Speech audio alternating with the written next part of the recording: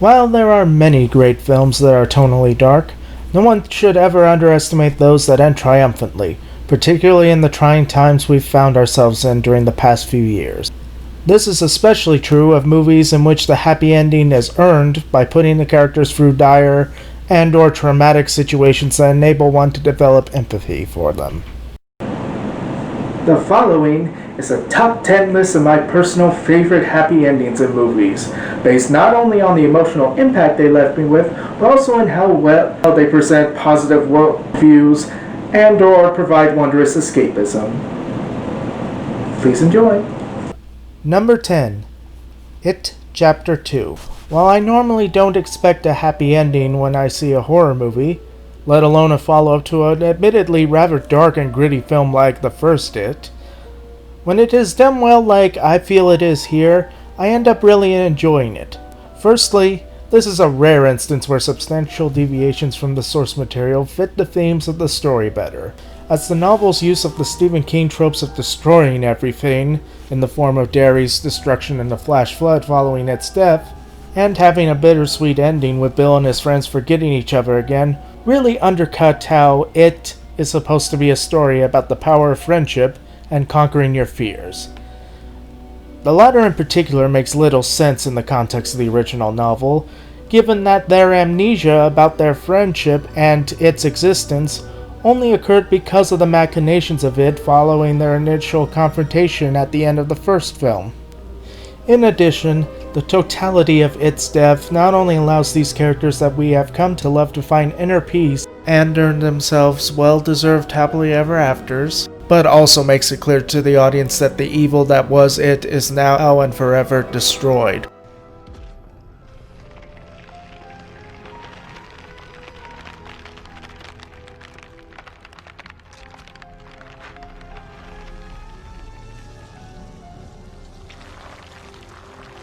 Now, I know you're wondering, what about Stan and Eddie's deaths?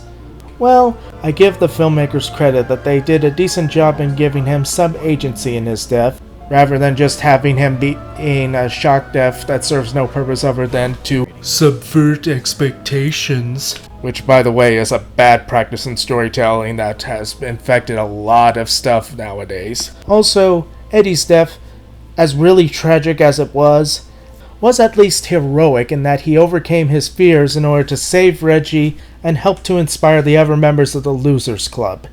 Overall, this I felt was a satisfying conclusion to a story that did not wear out its welcome with unnecessary continuations. Which is a sad rarity in horror films nowadays. Number 9. Star Wars: The Rise of Skywalker. Hey!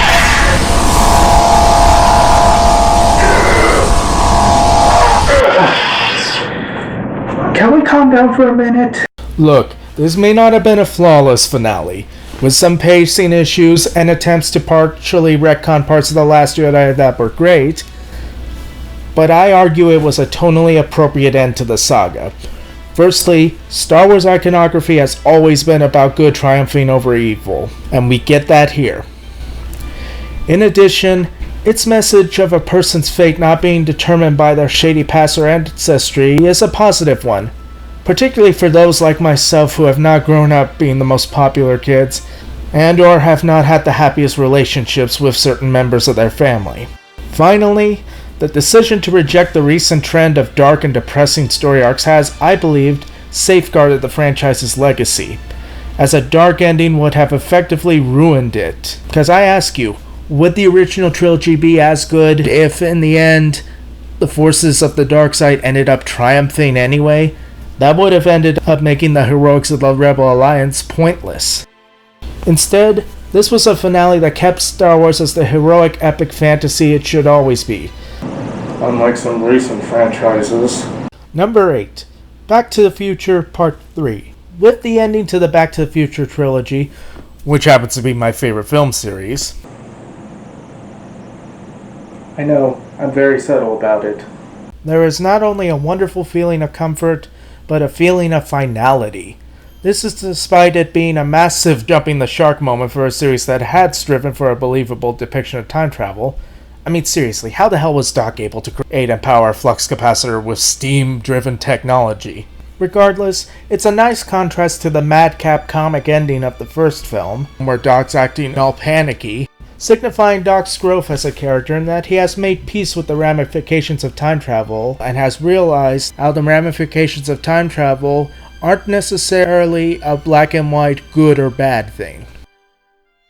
In addition, this ending harkens back to the escapist notion from the end of the first film of the trilogy that time travel can change the past for the better without destroying the universe. For me, it's when Doc says, "Your future hasn't been written yet.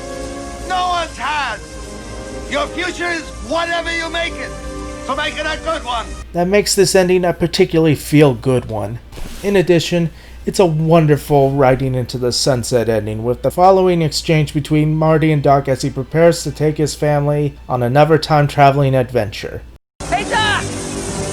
Where you going now? Back to the future? Nope. Already been there. This ending delivers a satisfying end to the best time travel story ever put on the big screen, despite what these shitty douchebags would tell you. Number 7. Frankenweenie. Now, with this ending, we are dealing with pure emotional escapism done incredibly well. First, it provides an adorable subversion of the typical ending to a Frankenstein story that anyone who has either owned a dog like Sparky or loves dogs in general can appreciate. In addition, Danny Elfman's score accentuates the feel-good nature of the ending with its whimsical and emotional tone. In addition, the gag at the end with Sparky and Persephone, cue reference to Greek mythology there, Burton, is both funny and quite frankly adorable. Aww. It's normal to love an undead creature, right? Hope this is as close as I ever get to being goth. Anyway, this is a charming ending that showcases the classic Burton mixture of macabre imagery with surprising emotional sweetness. This is a sweet ending that, no joke, always brings tears to my eyes. Number 6. X-Men, Days of Future Past. With this film's ending, one sees that there can be a superhero time travel story done right. I know, novel concept, right?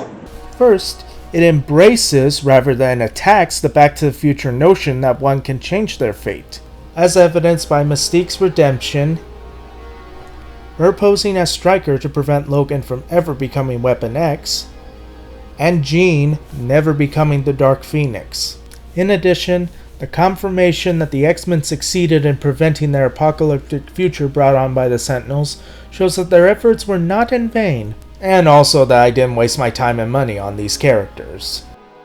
To me, this is the true ending of the X-Men film franchise, as the films following it make no sense whatsoever in terms of continuity, which, at least for me, makes them easy to ignore, as tonally depressing and or terrible as they ended up being. Number 5. Toy Story 3. I have a confession to make.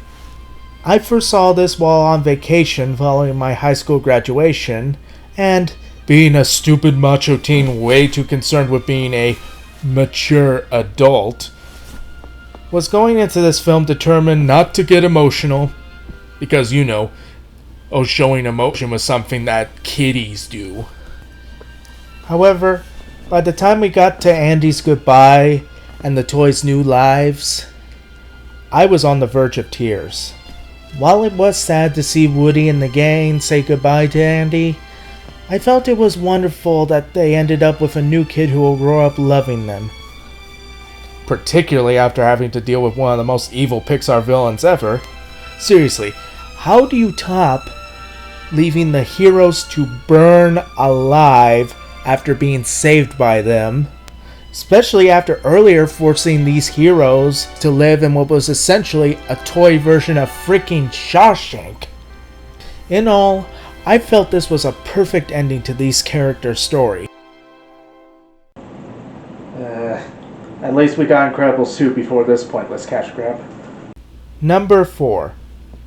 It's a Wonderful Life. There are many reasons why I watch this every Christmas Eve.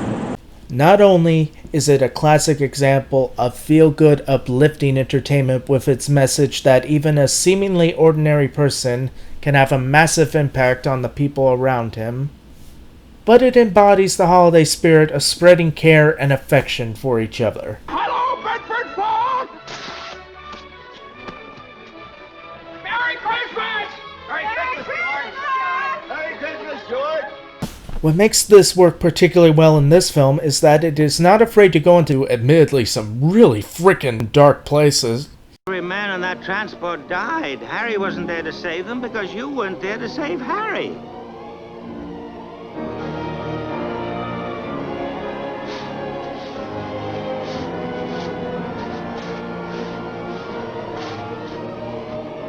You see, George, you really had a wonderful life.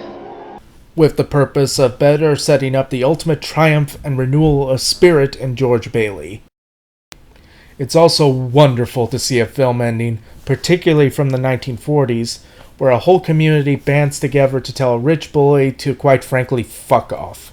Living now in an era where more often than not films that claim to be religious tend to be nothing more than victimization complex propaganda, it's nice to see a film that highlights the good in spirituality, in the form of how sympathetic Clarence's efforts to get his angel wings by helping George are.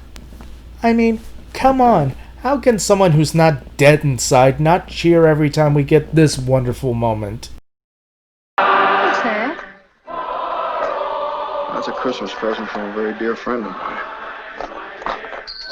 Look, Daddy, teacher says every time a bell rings, an angel gets his wings. That's right. That's right.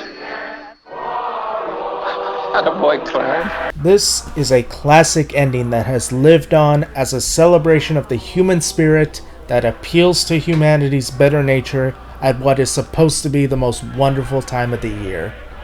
Number 3. The Lord of the Rings, The Return of the King. With this ending, one sees how a massive heroic epic with a serious and often dark tone can still have an uplifting ending that is satisfying.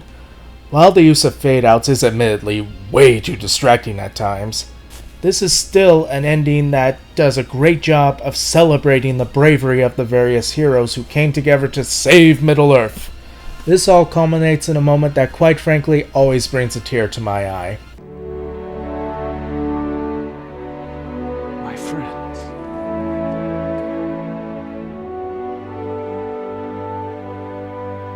You bow to no one.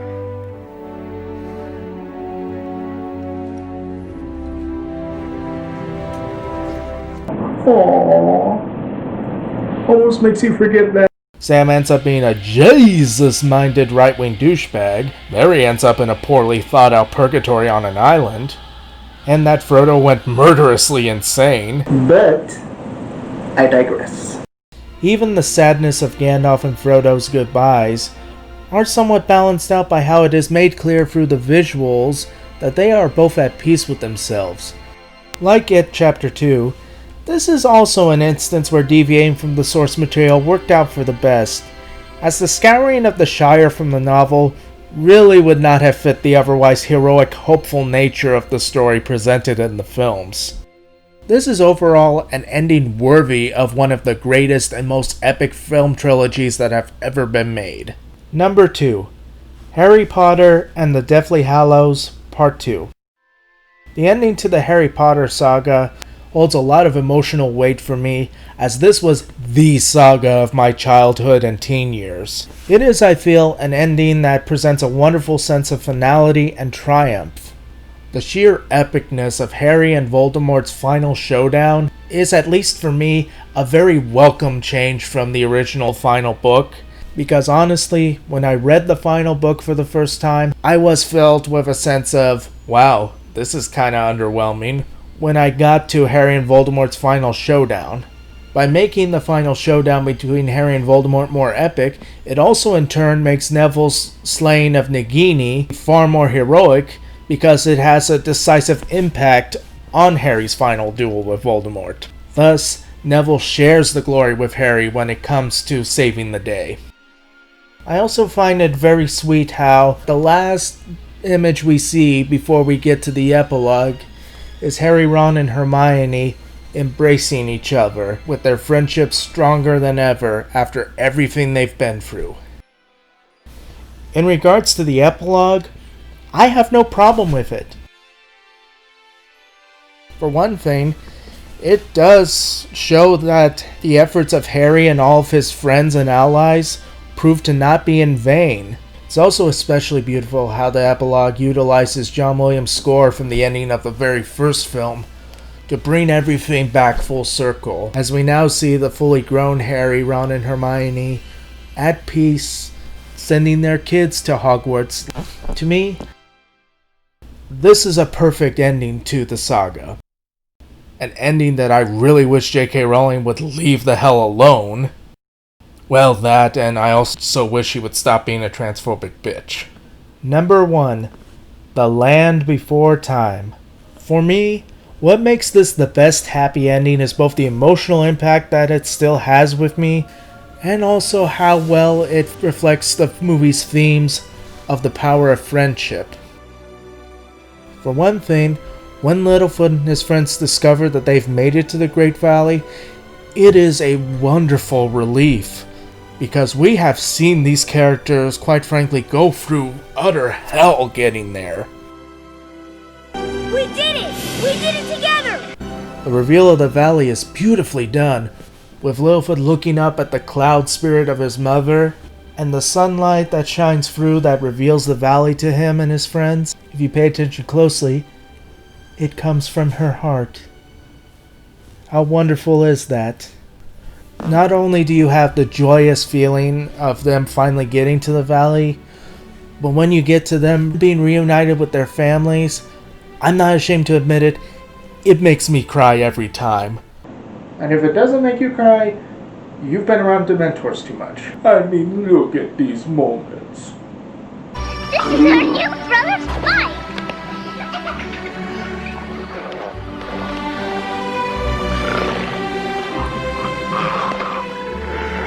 Mama, I am flyer!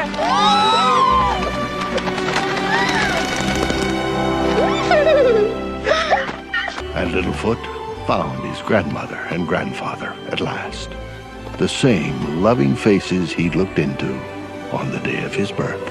I even find myself smiling and going aw when Sarah, who, let's face it, is kind of a bitch throughout the movie, gets reunited with her bigoted father. Following all these wonderfully sweet moments, we have the end narration provide a wonderful sense of finality to the story.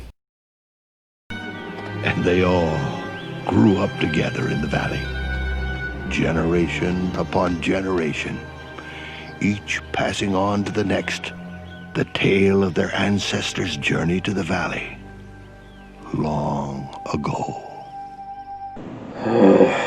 Too bad Universal didn't understand this.